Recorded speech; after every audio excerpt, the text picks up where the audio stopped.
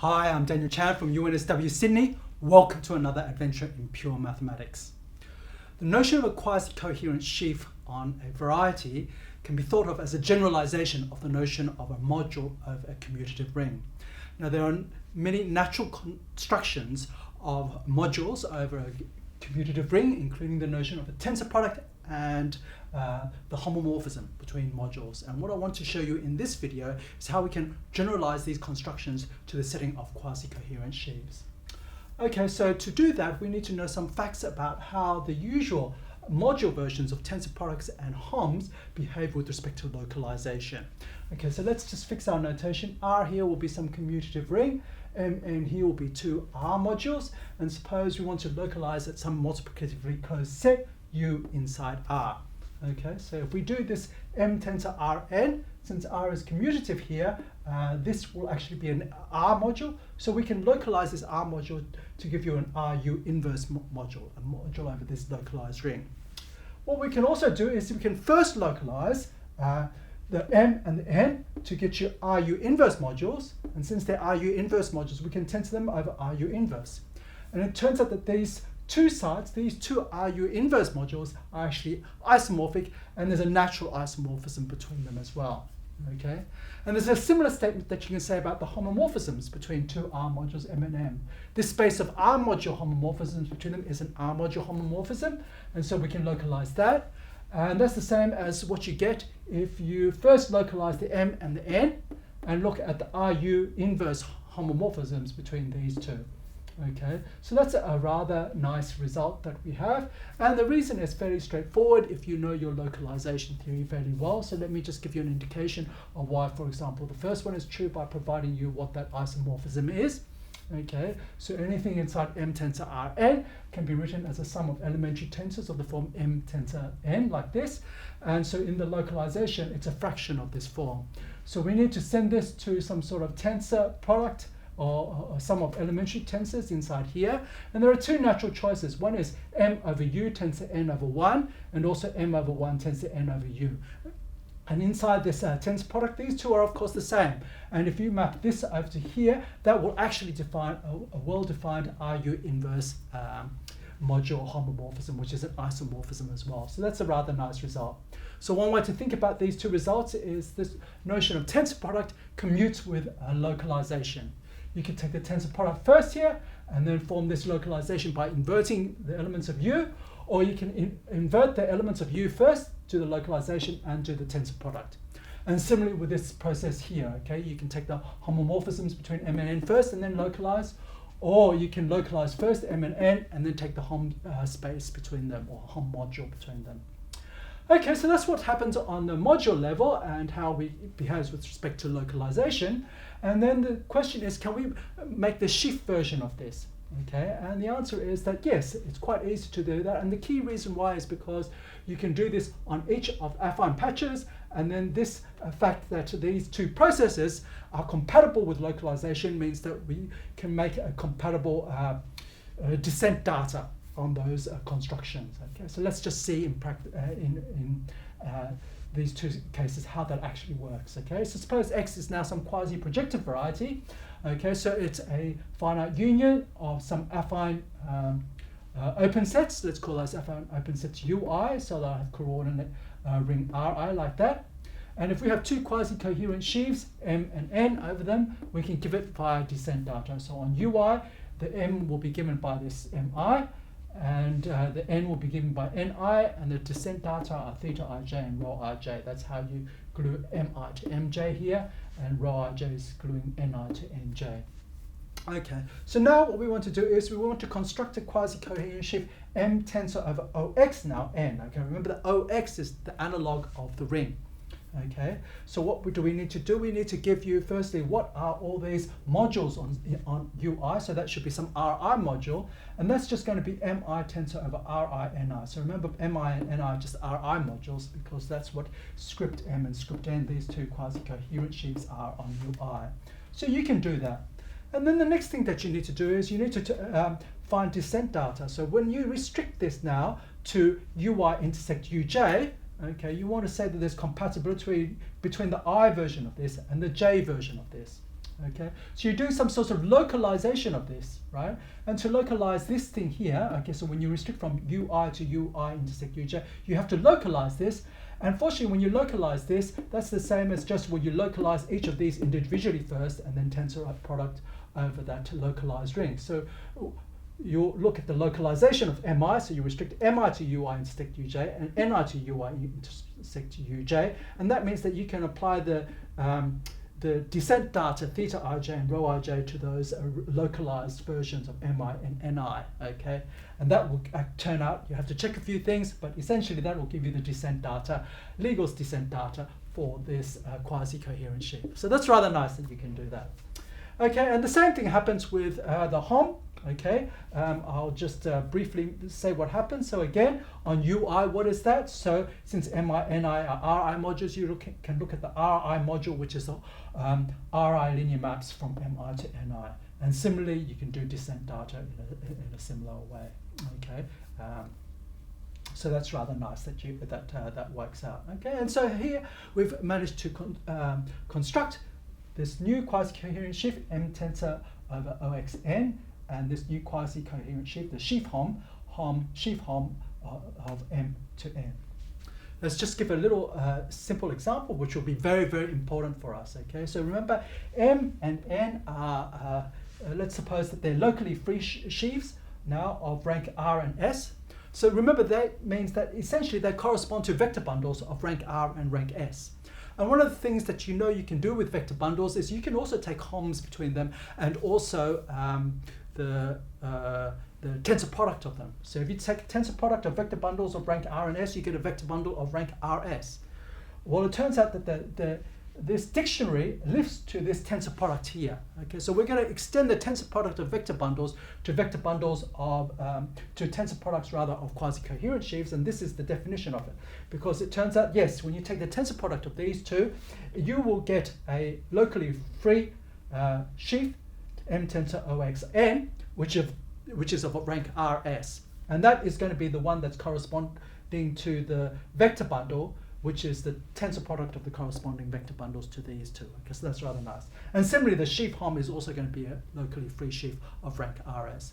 So let's just see why this is true, and it's quite easy to see what's the reason for that. Remember, how do you check that something is locally free of a given rank? So basically what you do is you need to check that what is this at all the stalks.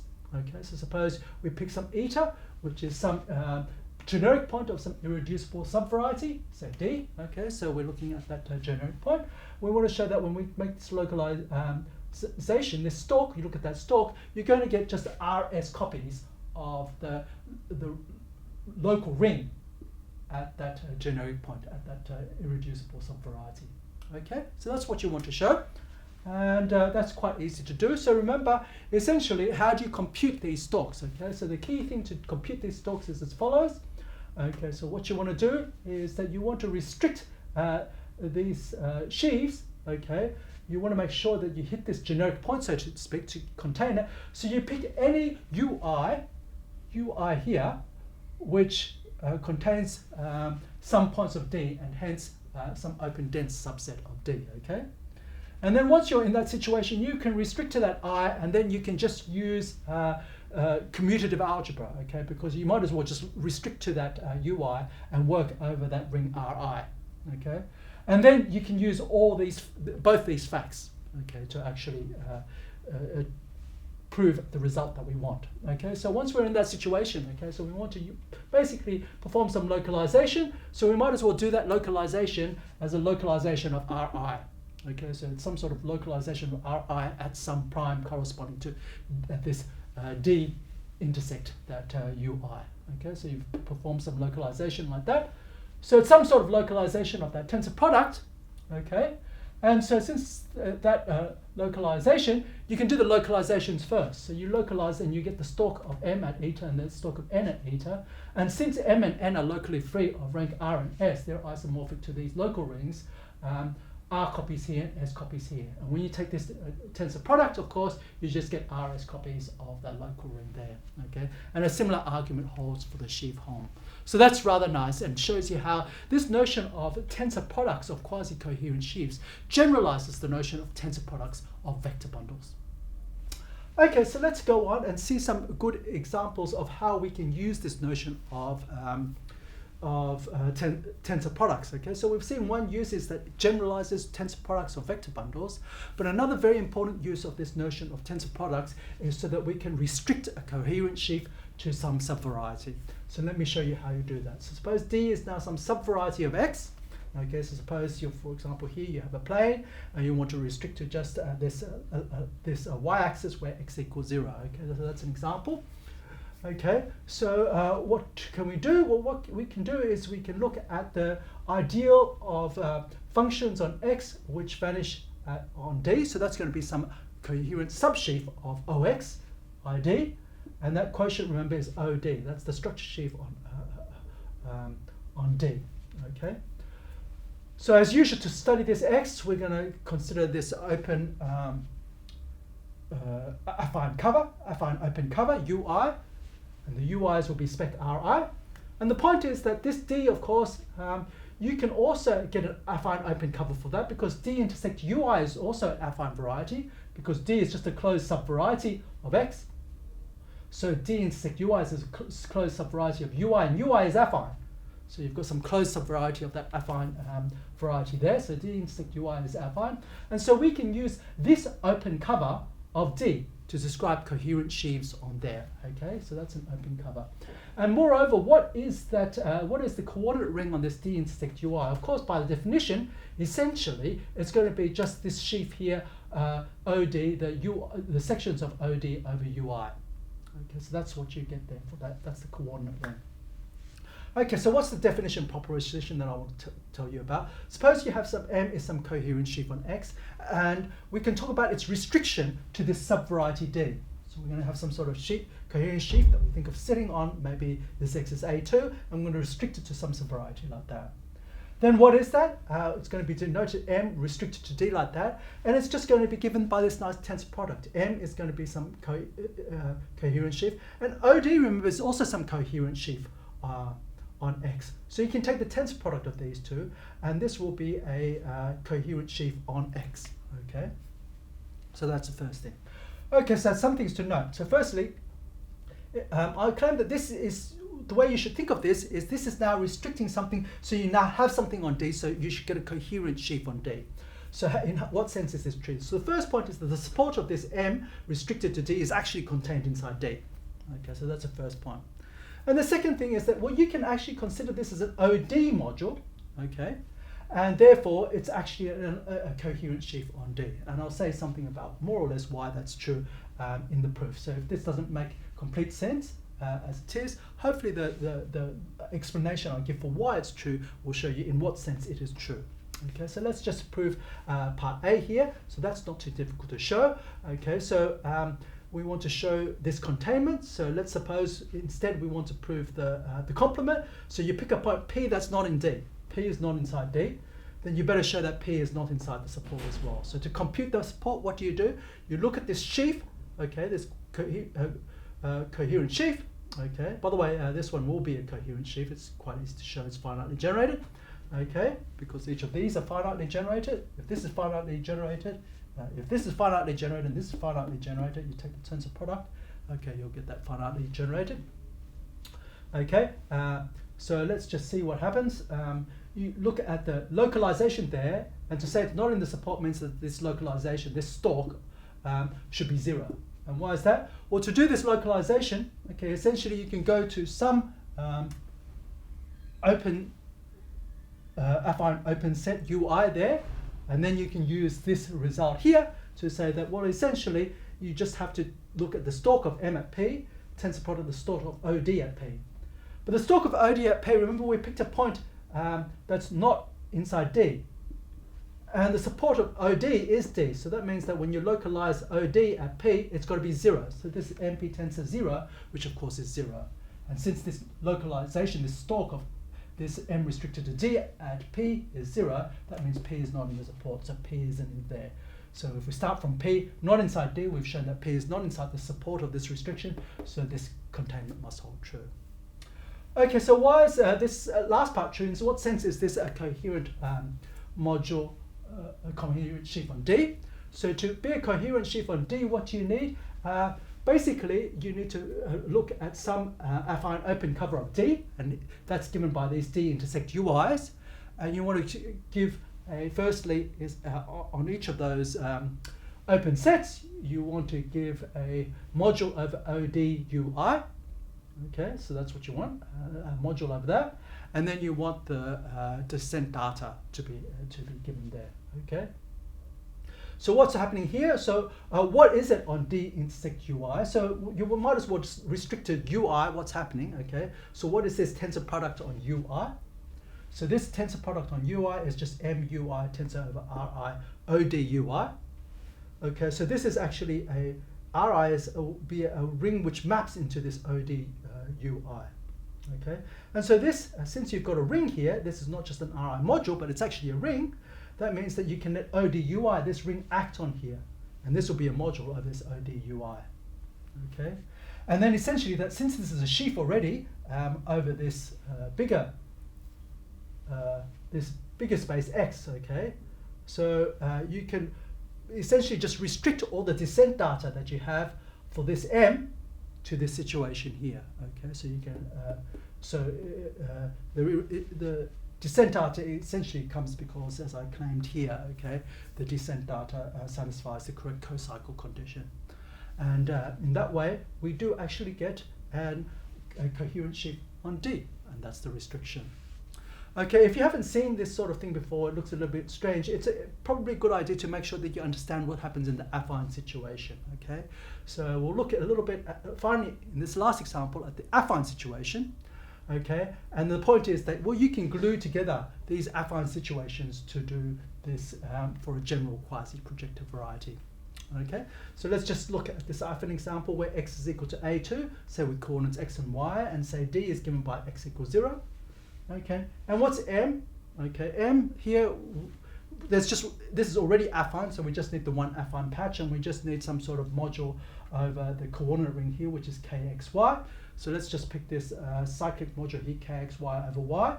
Okay, so since it's a quotient of the structure sheaf on site here, kxy, it's essentially just the coordinate ring of where y equals 0. So it's the coordinate ring of this here. Okay, so this M, I'm going to think of that as just a coordinate ring on this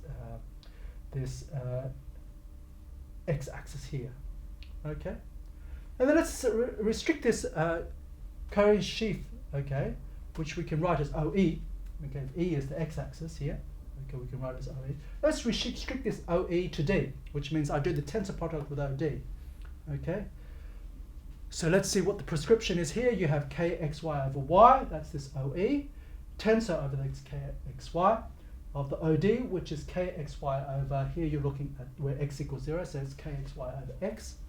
Okay, so we can think of this as two ways. We can think of this as either restricting, here we can think of this OE restricting to D, but of course symmetrically you can think of this as restricting OD to E, and we'll see how that plays in a moment. Okay, but let's think of it as you've taken this OE and you restrict it to D. Okay, so D is this kxy mod x, and another way you can think of that is, of course, you can kind of cancel the x on the top and bottom, so really this is just ky here. Okay, so the single coordinate that you have left is the y coordinate, so that's how you separate the points here. Okay, so when you do this tensor product, how does that work? Well, this is just by this quotient like this. If your tensor products is good, you'll see that this is just a quotient of kxy by you throw in, we have the y you've already factored out, but you also have to factor out x times everything inside here, so you have to throw in x as well. So basically this will be kxy mod this maximal ID x and y, which is a copy of k. So this is also just the ideal sheaf of the point where x and y is 0. So basically that's, you have a skyscraper sheaf OE intersect D. Okay, so where D and E intersect, you have a skyscraper sheaf there, and that's what this tensor product is. So in other words, if you restrict the coordinate ring of this E, okay, to D, what you'll get is, for that point on D, okay, you'll just get a copy of K, and you get zeros elsewhere, okay, because OE was zeros. Of course, it's symmetric, the roles of D, so you can also think of this as, suppose now you take the all the functions that are on D, okay, the coordinate ring on D, okay, so it'll be 0 elsewhere, okay, the support of OD is going to be 0 of D, okay, and you restrict this to this E, what do you get? Well, you get something that's just supported on the intersection of the two, which is E intersect D, okay, so it'll be a K sitting up there, and it's going to be zeros elsewhere. Okay, so that's how restriction works in the affine setting, and the point now is that you can do this in this quasi-projective setting as well. So now we've seen how firstly the Hom and the tensor constructions in the theory of modules over commutative ring can be generalized to the setting of quasi-coherent sheaves on a quasi-projective variety, and also these are going to be very important because they have important geometric meaning, okay, especially the tensor product. So as I said, the tensor product, firstly, it generalizes the tensor product on vector bundles, okay, so that's what you get when you restrict this this construction to locally free sheaves. And the other thing is that this tensor product will also allow us to talk about restricting coherent sheaves to subvarieties. I hope you enjoyed this adventure in pure mathematics.